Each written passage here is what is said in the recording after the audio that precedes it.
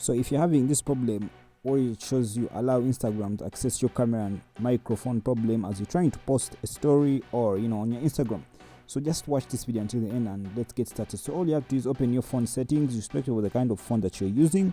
Head onto your phone settings and do the following. Look for apps, scroll down and look for apps.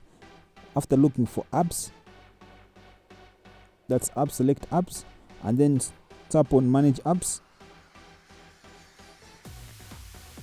Yes, tap on app, manage apps. Then in the search area, just input in the search area there, just put Instagram. So after putting Instagram, just put Insta there to definitely show you the suggestion right there. So select Instagram.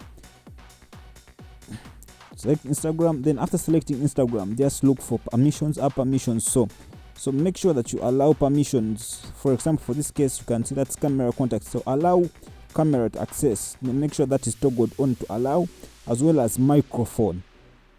You look for microphone down there, tap microphone, then make sure it is allowed as well so that you solve this problem. Subscribe if you like the video and let me know down if it works for you.